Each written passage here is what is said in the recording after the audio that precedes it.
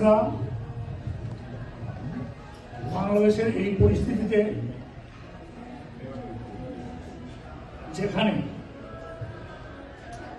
হাজার বছরের আমাদের যে লালিত সংস্কৃতি, আমাদের যে ঐতিহ্য, এই সমস্ত কিছু আজকে আঘাতপ্রাপ্ত।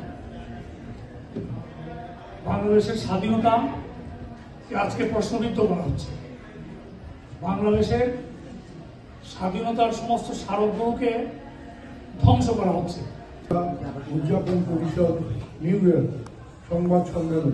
প্রিয় সাংবাদিক বন্ধুগণ, সম্মিলিত বর্ষবরণ মঙ্গল শোভাযাত্রা উদযাপন পরিষদ নিউ ইয়র্ক উপদেষ্টা কমিটি ও অংশগ্রহণকারী সকল সংগঠনের পক্ষ থেকে আপনাদের সবাইকে জানাই 1432 বাংলা নববর্ষের অগ্রিম শুভেচ্ছা। 1431 বঙ্গাব্দে বাংলাদেশ মানুষ দিন যাপন করেছে এক ভয়াল রাহুগ্রাসের কবলে। বাংলার মানুষ অবলোকন করছে বাংলার ইতিহাস, ঐতিহ্য, সংস্কৃতিকে ভবিষ্যৎ ও বাংলাদেশের অভ্যুদয়ের আদর্শিক ভিত্তিকে ঝুলঞ্চিত করার এক সুগভীর চক্রান্ত।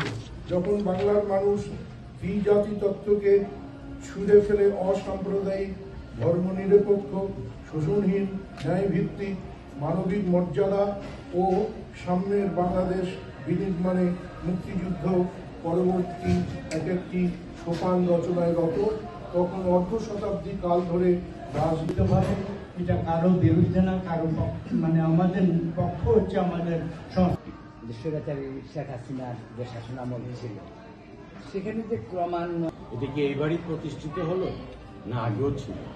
যদি বলি, পহেলা বৈশাখ আসলে কোনো ধর্মীয় জাতিগোষ্ঠীর নয়।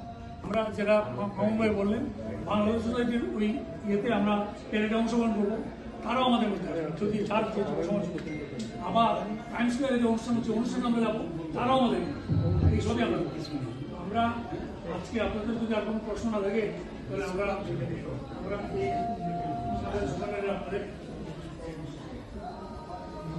সমাপ্তির জন্য